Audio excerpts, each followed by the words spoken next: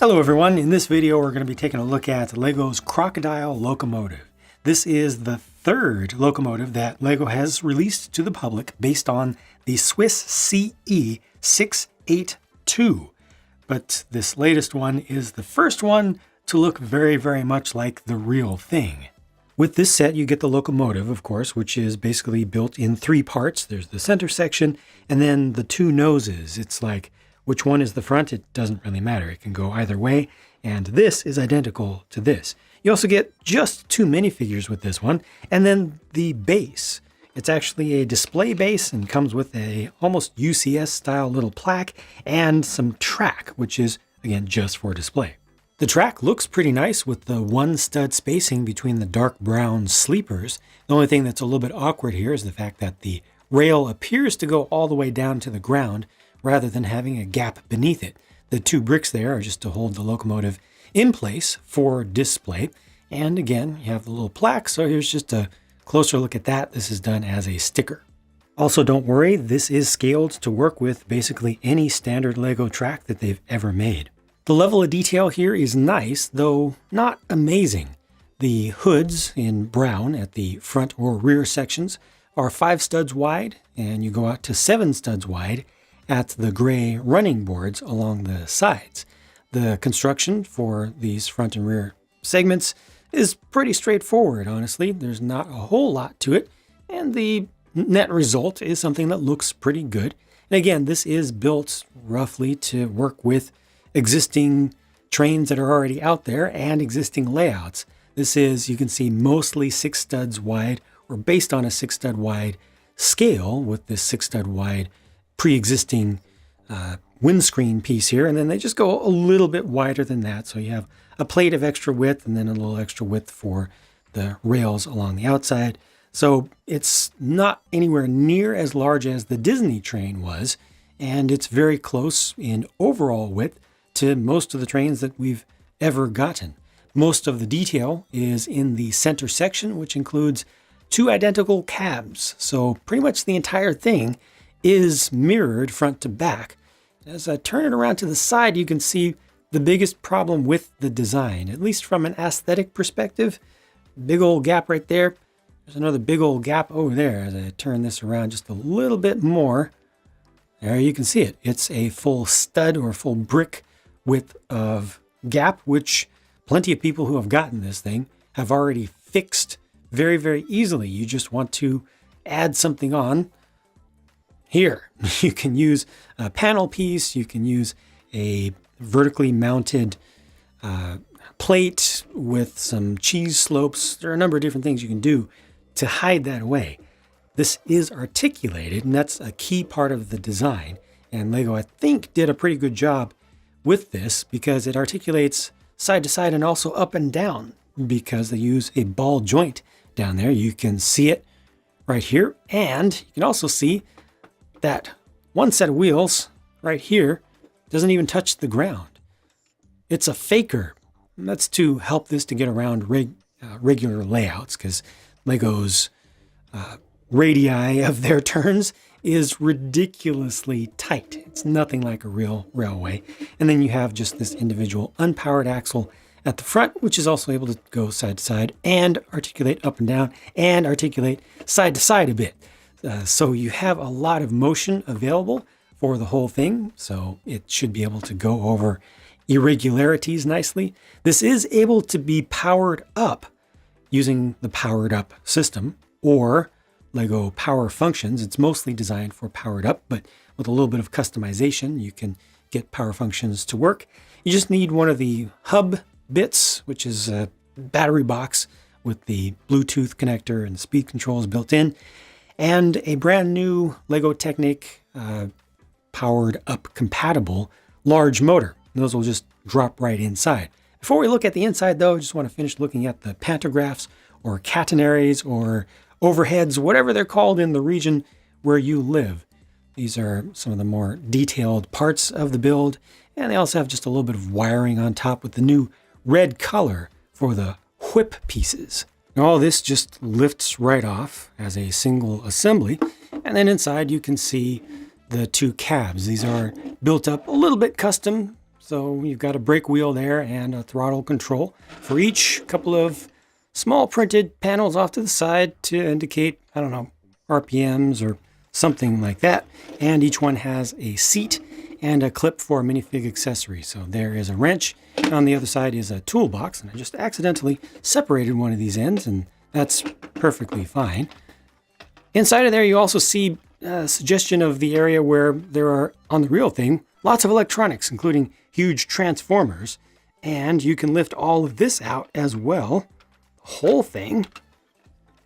See a little bit of suggestion of that inside, but this all comes out as one so that you can access the pre-existing drivetrain. You can easily hook up a motor by just plugging it in right there with a couple of pins, and then just put the battery box on the other side. And if you're using powered up, then you're done. If you're using powered functions, then you'll need to find your own way to mount the infrared receiver and speed control unit.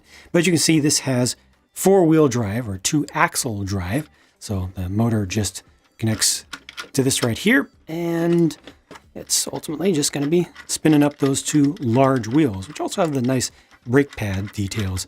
Oh, forgot to mention, any decorations that you see on this set, those are prints. They're all prints, which feels very deluxe to me. The only thing that's not a print in this set was that UCS style plaque, which uses one single sticker. As for the minifigures, well, here they are, and there's not that much going on here. You have the torsos, which are shared between them, and that's a pre-existing torso, was not made new for this set. I believe the medium blue color for the policeman's cap on the left is new. Other than that, yeah, I think these are just fine, just nothing special. Also, it looks like I got a little bit of a misprint with the extra little dot between the eyes for the character on the right, who has no alternate face. Real quick before we get to the good stuff, here are the spare or leftover pieces, and I don't believe that this one is supposed to be a spare. You're supposed to get 7 in the set, and I got 8.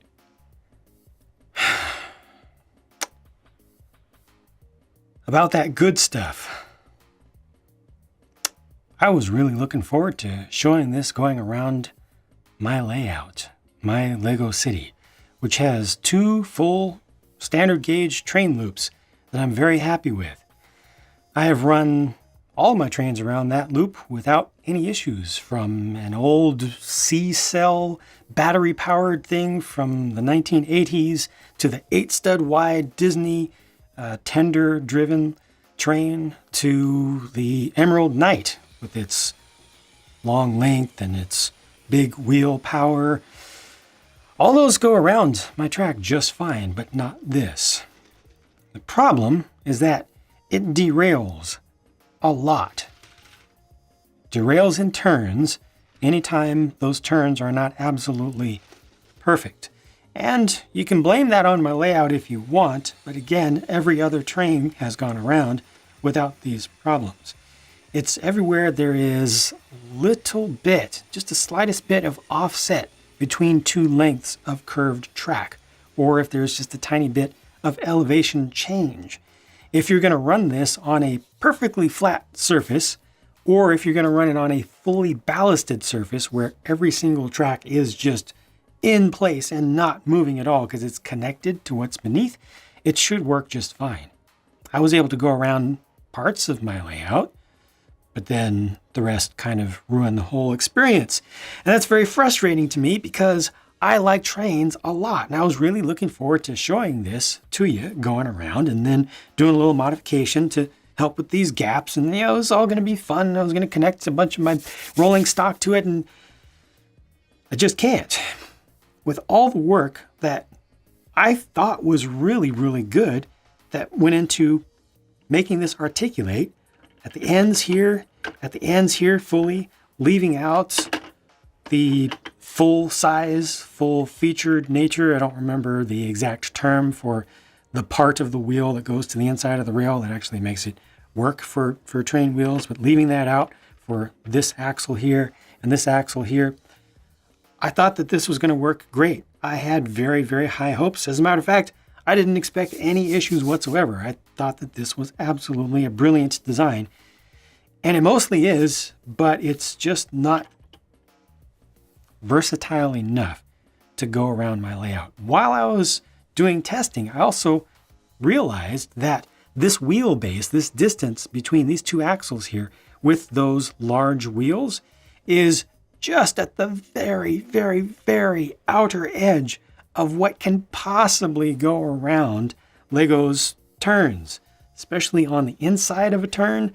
Oh man, you have a curve like this and the wheels are facing out like this. It's rough. It also actually gets a bit tight in there. I didn't like the feel of it. It's just wedging itself in turns. But I've seen plenty of videos where this goes around perfectly flat tracks just fine. And it should work on 9-volt tracks. It should work on plastic tracks. It should work on old 12-volt tracks. It should work on all. But apparently you do need to have a very steady and well-formed surface, especially with the edges and the junctions between different tracks. I did not want to be giving you this talk right now at all. I hate this. Give me a minute.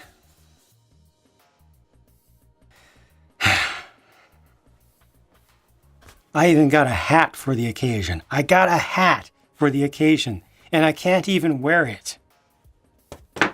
Disappointment. All right, let's talk about value here. This thing, what is it? 1,200 and some pieces? $100 US. Price to part ratio, outstanding. Price to volume of stuff ratio, I think is fine. I have no issue whatsoever with the price of this for its size. Let me get another locomotive, or maybe a couple at least, to compare this for you so you understand just how big it really is. First, this is just for the sake of comedy, a rather old school little locomotive. Plus tender, they're connected, but I just needed to do that. Now, I don't have a lot in the way of official Lego trains anymore, so I'll just show you analogs to official Lego trains. This is slightly longer than a standard Lego City passenger locomotive. So, their normal ones would be like a couple studs shorter than this in total. And then just to compare it to diesel electric, again, I only have a custom one. I do have a Maersk locomotive, but it has been custom shortened, so that's not a good comparison to make. But still, here, I mean, this should help you to understand what a typical Lego city-scaled diesel locomotive looks like in its overall size compared to the Crocodile here. And then I do have one somewhat recent-ish, and recognizable loco with tender, okay? So even that is smaller. Got some nose. One of the noses sticking out over here. And if I just line them up so that the buffers are in the same location, there we go. Yeah. So this is a lot of locomotive, and I do think the value is good here. It is unfortunate that these gaps are so large here and unnecessary and so easy to fix. The real thing is articulated just like this is, but doesn't have those big gaps, just has small little expansion joints. I know that Lego couldn't get those that close, but they could have done a lot more very easily to cover some of that up. Also, compared to the real thing, when you look at realism factors here, well, this one does articulate with two of the axles under the nose moving separate from the axles that are under the cabs. On the real thing, these three big sets of axles, big sets of wheels, are all connected together with connecting rods actually going between them, side rods, and then there's some additional things as well connecting ultimately to the motor output, common output, which is right here and right here on the real thing again. Two motors up here, single output, and then 3 driven axles here, 3 driven axles right here.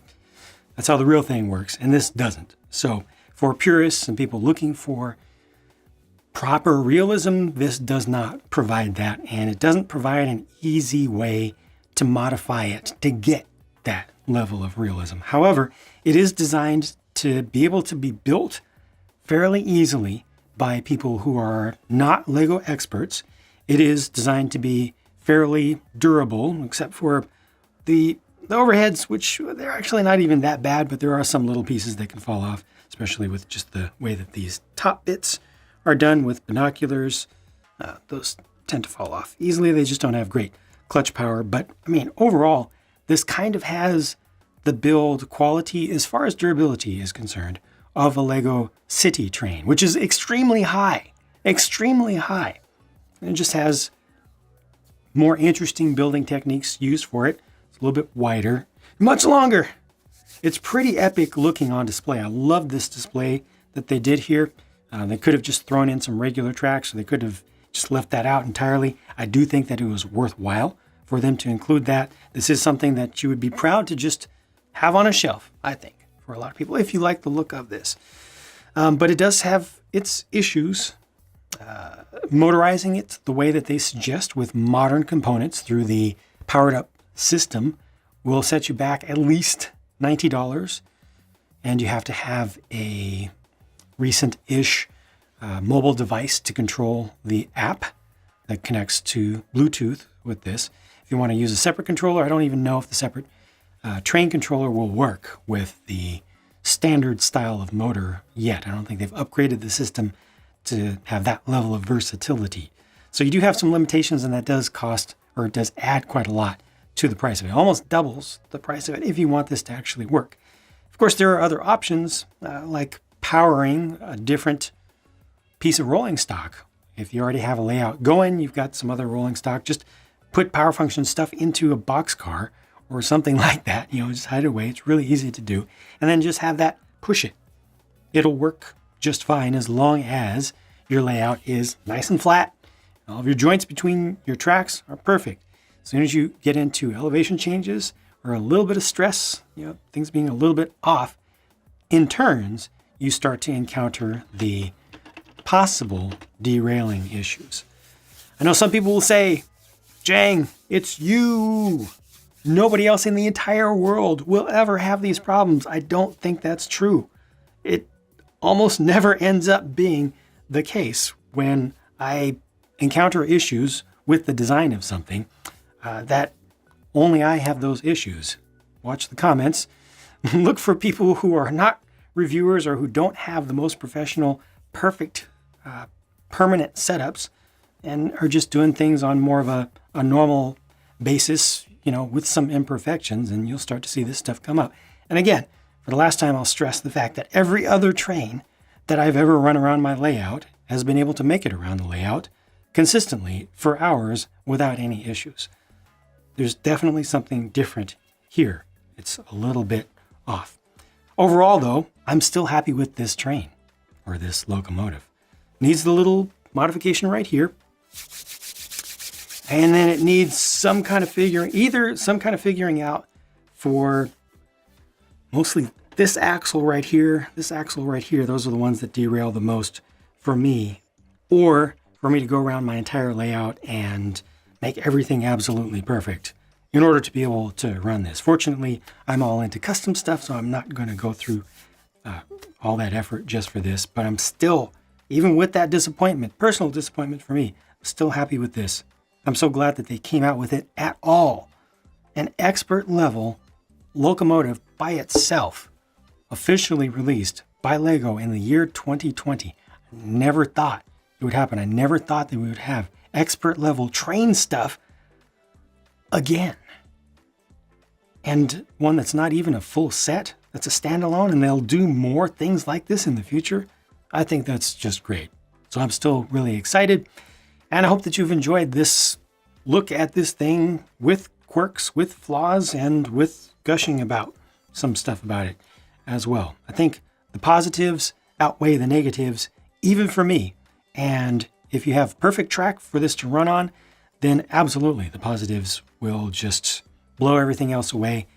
Deal with these gaps with just a little bit of easy modification, and you're done. If you want to get the connecting rods to go across here, forget about it. Build your own thing from scratch. If you want to see the build for this, I did stream it, and the stream is available to watch on replay over on my Pure Builds channel. Or if you don't have those hours, you just want to see it compacted down into a speed build, I've got you covered over on my JANG Builds It channel, and I'll link to those channels in the end screen and also from the video description. As always, thank you very much for watching, and I will talk to you again soon.